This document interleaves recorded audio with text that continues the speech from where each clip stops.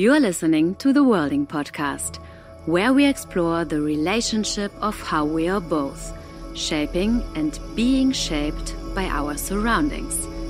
The podcast traces interconnections by inviting each episode's guest to pass on the mic to someone who has influenced their world. And now, here's your host, dance artist Renee Schadler. Welcome to the first ever episode of Worlding.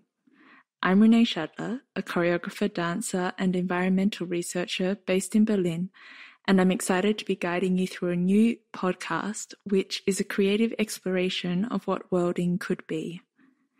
Today I'm talking with my first guest, Dr. Susanne Schmitt, who works across ethnographic and artistic practices, often with a multi-species lens and through work situated at the National History Museum, or the Botanical Gardens, or even aquariums. Thanks so much for chatting with us, Susanna. Thank you so much for inviting me, Renee. Today we're diving into your research of more than human museums as another form of worlding. Can you share, to begin, how your world looks at the moment, perhaps what's taking your attention as you make this recording with me now? So right now I am in the library, actually, a world of its own.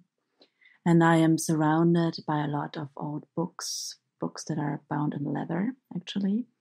And I am also surrounded by a lot of apples, about, 50 apples lying around here and surrounding me.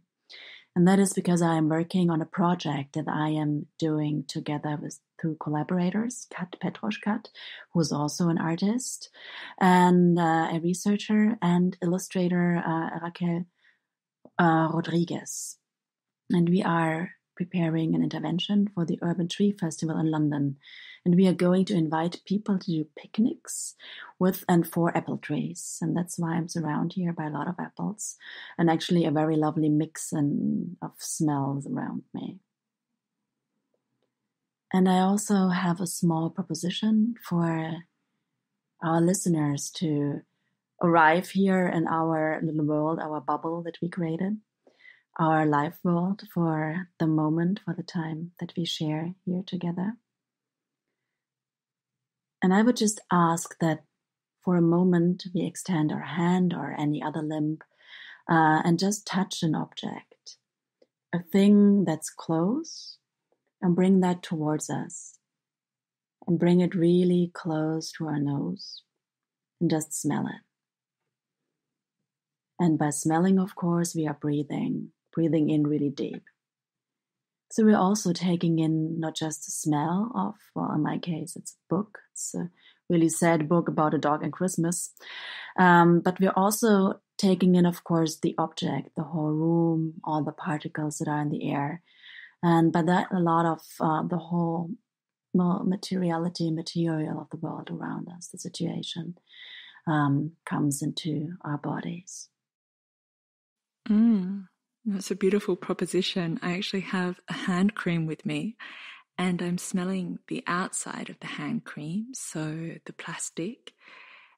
And it's very interesting actually how my knowledge of what's inside the tube informs my smell.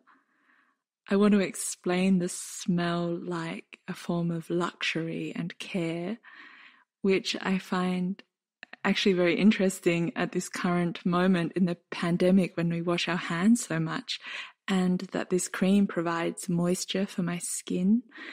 So there is this really kind of nuanced interchange, I would say, between the story and the object itself. Yeah, definitely. I mean, it's definitely a time for self-care and also a time to think about care even more intensely than we should be doing anyways.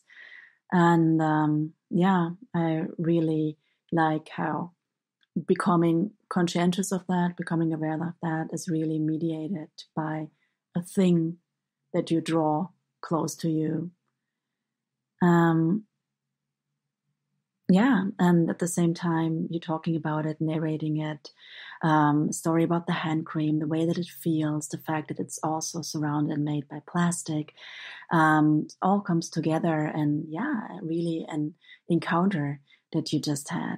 And I think since this is a podcast about worlding, this is actually the kind of understanding about worlding that we find in a lot of theoretical thinking that we can read and become aware of at the moment. That worlding is shaped by encounters, really, where storytelling and histories and material properties come together.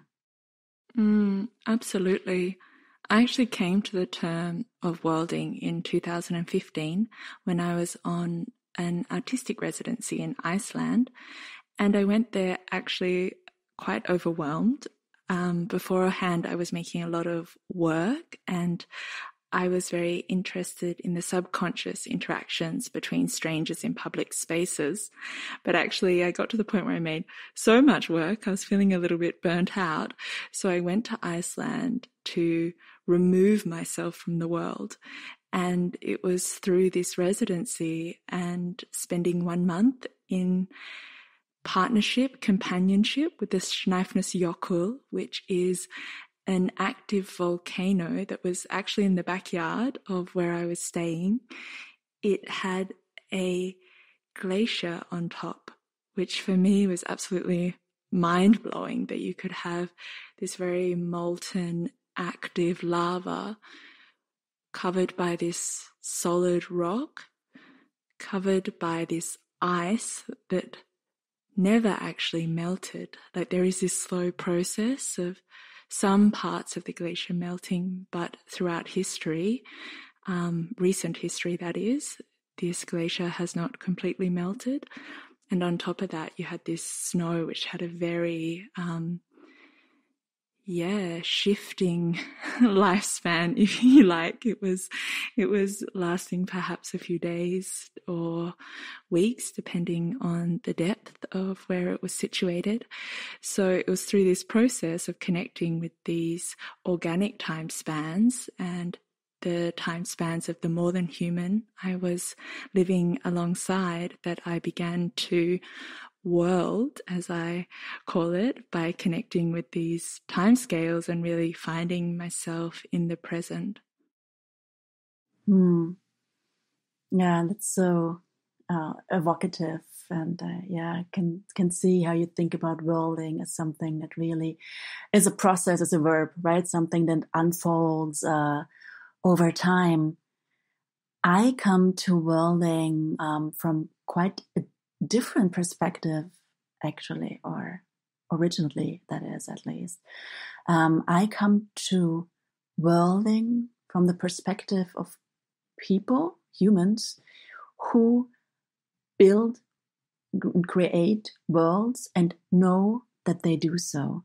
For example, I've been working with people who curate exhibitions and people who design large aquariums. So people who very consciously create and design atmospheres and sites and places to be, and who come from a variety of practices, be it architecture, be it animal husbandry, be it curating in museums. So people who always know that when they go about their daily work, they are creating a world for others, species of all kind, of course, to experience, and who have an active agenda of doing so.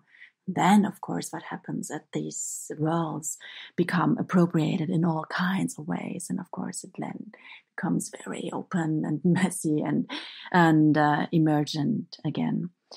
And when we take a step back and think about what do we actually mean when we say worlds, for me, that's always quite helpful to look at things etymologically, not because I think that they still have the same meaning that they once had, but because it can open up, just a nice, maybe historical channel for thinking about that. So when you look it up and you look into the history of the word world, which is an Anglo-Germanic term, of course, that we are using here, it's very much a term that depicts a side where humans are actually present and shape the world. And that wasn't really quite clear to me, that historically it's so much a term that's used for human beings, quite exclusively. But then in many ways it makes sense. It takes us back to biblical narration of the paradise, where one being creates a world where according to that story, the first two human beings become, to go back to Haraway or to quote her a little bit, become unworldly or become worldly by actually being interested in an apple, as Eve did. And so the whole contours of their world, their paradise, which is a garden, which is contained and constrained by walls, becomes shaken and falls apart. So in order to go out into the world, inhabit it, world it, become worldly in it, they have to leave the one which is created by a designer they are disobedient to, and step out of the door. That's interesting, isn't it? How things over time progress from I create the world, I see things, I draw them into my attention, to I try and inverse that perhaps and imagine something out of myself, a stepping back, a letting things in. I know Erin Manning, a philosopher and cultural theorist based in Montreal, is also working a lot with this idea of worlding. And we've spent some time researching together, and Manning is definitely thinking about it as a relational practice. So worlding with something, the more than, that perhaps doesn't even need the human. It's just the more than, and you can fill in the blanks, which I find very provocative, actually.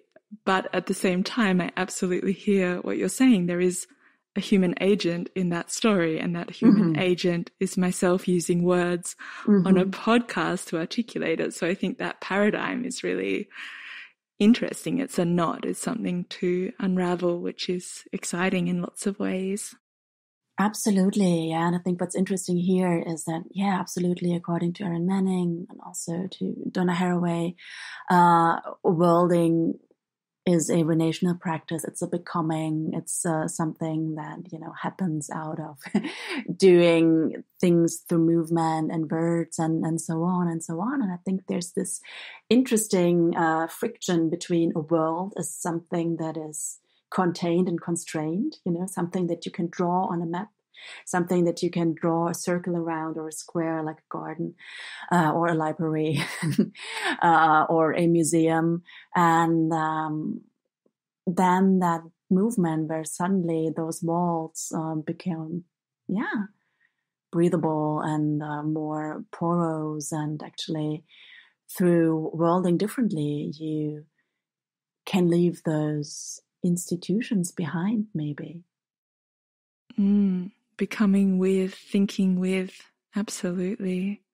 I wanted to dive into your work in museums, Susanne, because I find it such a nuanced practice, the way you're working with the audio guide in particular.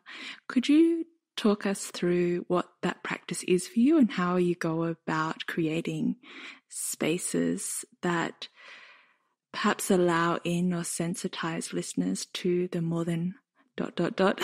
perhaps human?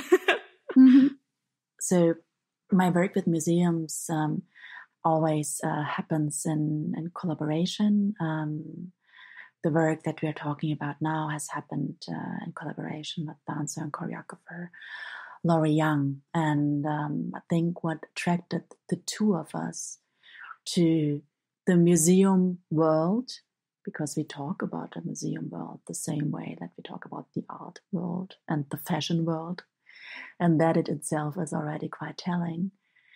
I think it's the fact that they are so crowded, so densely inhabited by ghosts and stories, and they all want to crawl to the forefront, and yet the space you enter when you buy a ticket is very much made for humans, and usually for humans who have a large amount of privilege, even if museums are often working hard to change that, and I really want to acknowledge that effort. But still, they're sites and spaces for a certain clientele, and yet they can be wielded otherwise. And the way in which we try to do that is that we use a staple at museums, the audio guide. You can get that at the front desk, at the cashier in many museums. And then that audio guide will lead you through the museum, narrating its world to you and world it to you through a certain kind of language, a certain kind of story. And we really wanted to take that proposition seriously.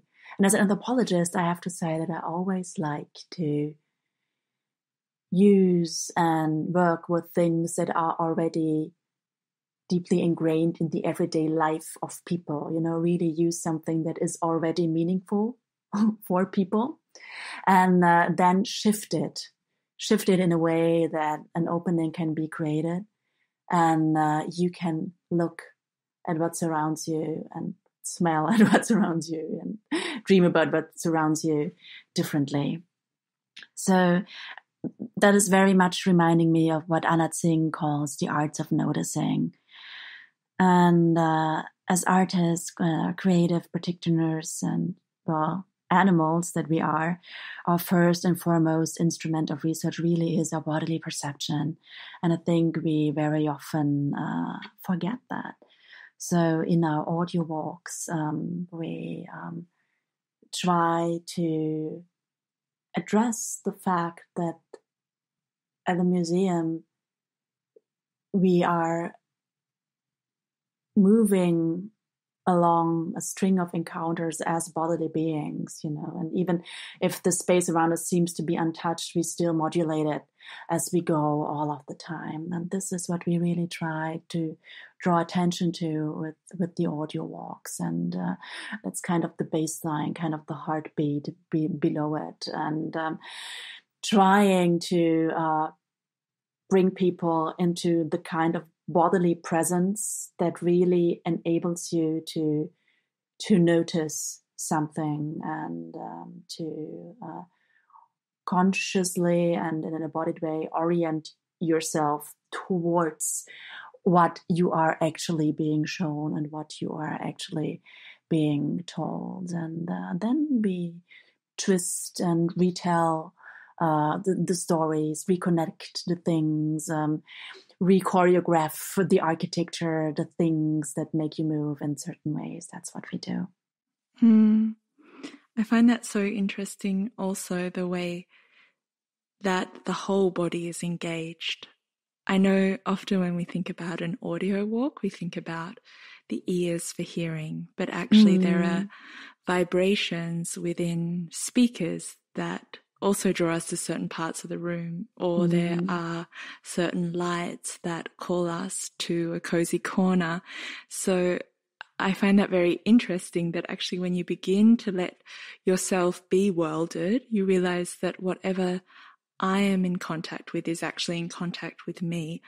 Like, can this reciprocity be an ongoing practice? And I think it needs to be, actually, as a way of reattuning to what is around us, because as you said, we've grown in definitely like Western civilizations with this idea of this central human figure. So this idea of the Anthropocene, of changing things in relation to me, is very strong. So I love that idea of these subtle ways of approaching things from the periphery, perhaps a little person in your ear.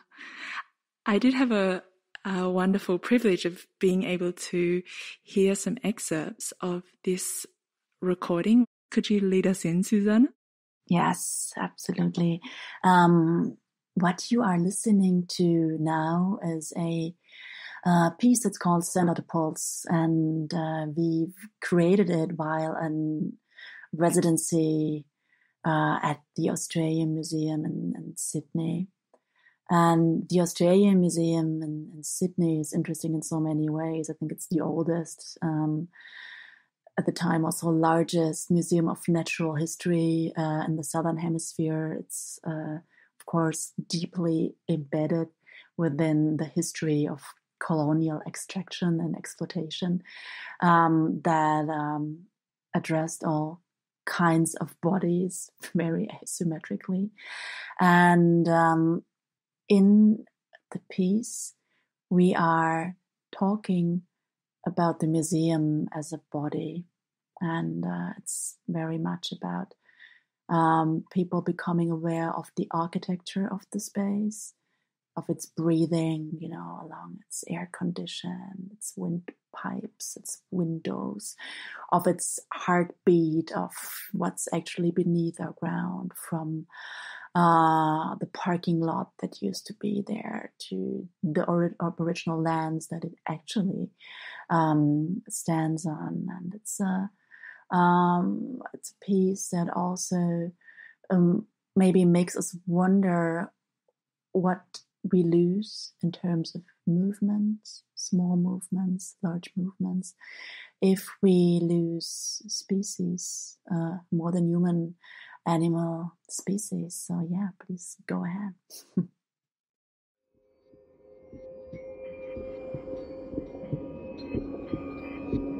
The air you are breathing is filled with dust and specks of feathers and fur, scales and skin. It is filled with fungi spores, ashes, exhaust gases, water, and particles from meteors that once burned up in the atmosphere. Below you, the surface of the ground.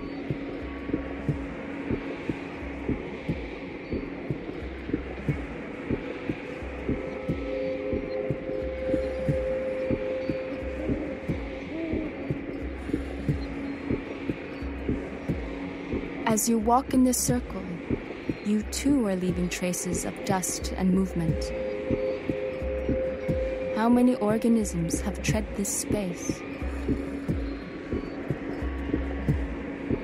How many more will come?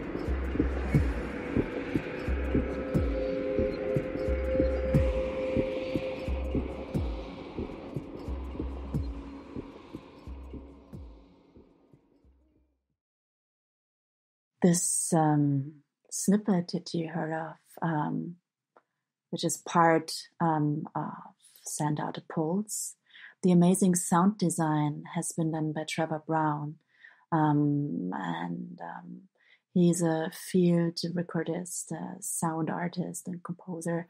And the sounds that he used are all based on sound that we evoked in the museum. And they're based on glass, the glass of the vitrines, of the glass boxes, that specimens are started tapping on the glass, scratching on the glass. So again, here we have the figure of a world that's kept in a square and is still extending outwards, reaching outwards.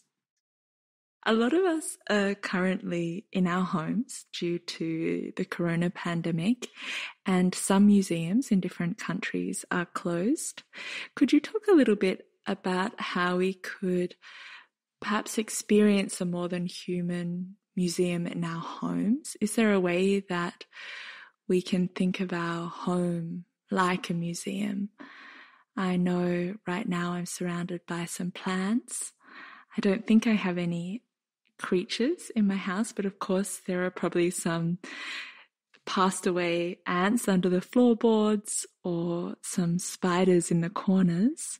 Mm-hmm. Could you talk a little bit to this idea of bringing the museum a little bit closer to us during this time? Yeah, definitely. I mean, our apartments and museums have a bit in common anyways, right? It's places if we live in an apartment. But most of us still will carry around a certain amount of things that have practical use, but also meaning.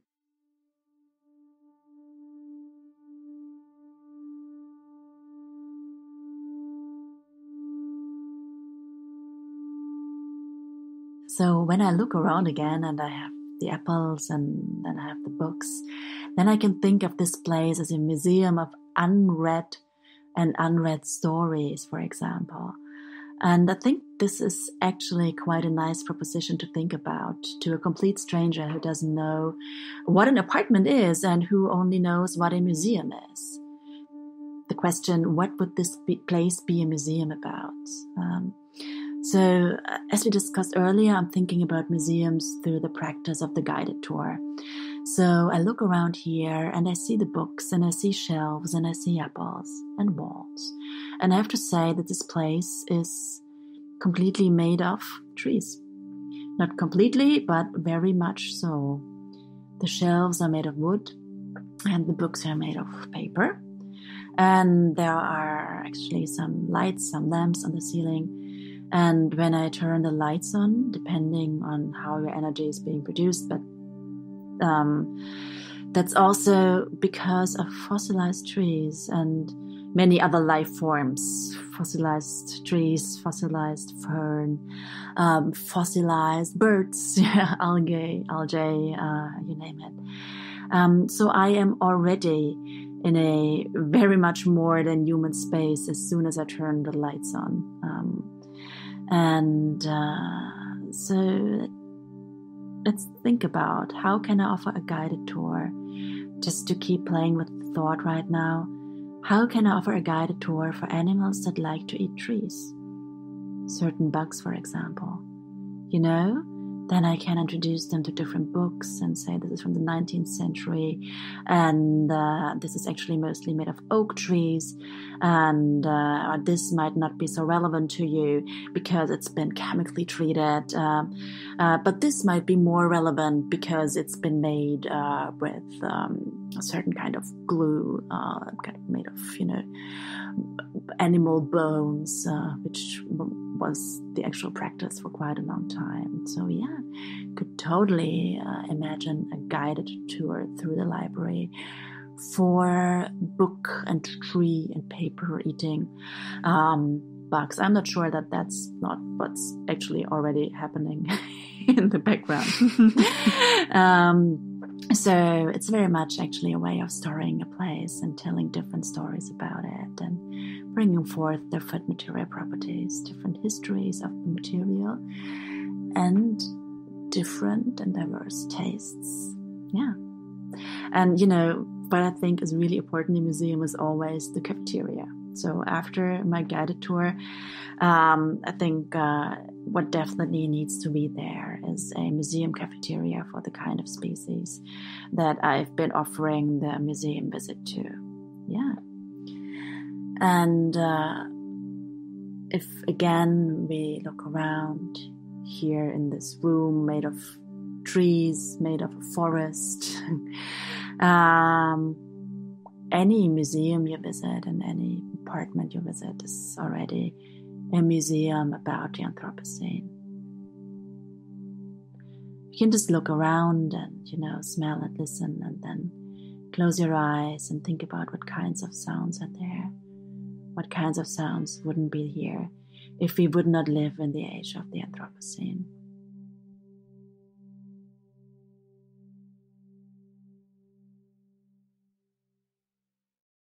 Yes, it's a very provocative proposition, actually, and one I think that can also develop over time, this idea of, more than of my apartment, the more than of the space outside the apartment. Thank you so much, Susanne, for sharing this very detailed practice with us and taking the time to share ideas around what worlding could be, and most importantly, how we can practice them, creating embodied knowledge around this attuning to becoming with that I'm really excited to continue exploring through this podcast series.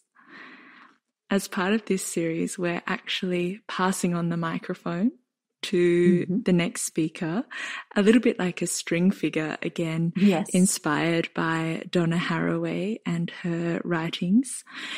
Could you tell listeners who you'll be inviting to speak with us next? Yes, the next episode is going to be amazing because I've asked Benny Nima, who is an artist, a diarist. He's working with flowers and many other forms. And what I really like about his work is his practice of worlding and how he activates sites differently by adding a little bit of steam, for example, a little bit of sound, making modest proposals to begin with that then keep on worlding until you're completely shifted elsewhere. And he works about queer kinship, queer histories, and I'm very much looking forward to learning more about queer and floral worldings from him in the next episode. Thank you so much. It was wonderful to speak with you, and thanks for kicking off the new podcast. I wish you a wonderful day. Thank you so much. It's been a pleasure. Have a great day and take care. Bye-bye.